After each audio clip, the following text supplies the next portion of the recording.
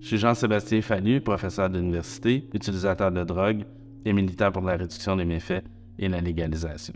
Mais mon parcours commence comme un homme blanc élevé en banlieue qui, tout d'un coup, essaie le LSD, s'ouvre les œillères, se met à consommer d'autres substances. J'ai aussi fait du travail du sexe. J'ai été intéressé par la recherche, par l'intervention pour changer les politiques sur les drogues. Puis un jour, plus tard dans ma vie, j'ai décidé de faire un autodévoilement de ma consommation de substances parce que je voulais apporter une autre image, une autre représentation sociale des personnes utilisatrices de drogue. Mais c'est important de déconstruire l'image des personnes qui consomment parce qu'on le sait, les représentations sociales dans les médias, dans les séries, dans la culture, c'est super important parce que sinon, les personnes dans la société qui ne sont pas représentées, elles sont de facto exclues, il n'y a pas de place pour elles, elles ne sont pas reconnues, elles ne sont pas valorisées. Contrairement à ce qu'on pense, il y a beaucoup de gens qui consomment dans la société, c'est pas ce qu'on voit, mais ça existe, c'est objectif et c'est pour ça que j'ai fait moi-même cet autodévoilement-là. C'est pas dans une perspective de glorification de l'usage, c'est vraiment dans une perspective d'équité, diversité, inclusion. Que ces personnes-là soient vues comme étant normales et non pas comme des simples marginaux, criminels ou malades.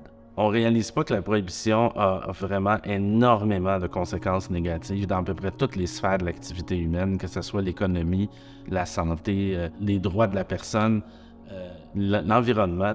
La prohibition est très discriminatoire dans son application. C'est surtout les populations vulnérables qui sont impactées par la prohibition. On sait aussi que la prohibition crée des substances de plus en plus toxiques pour faciliter le trafic, donc puis pour contourner les lois, apparaissent des drogues de plus en plus toxiques. Le fentanyl n'existerait pas sur la rue si c'était pas de la prohibition. Ça crée aussi des contextes d'utilisation plus à risque parce que les gens se cachent, se consomment seuls, etc.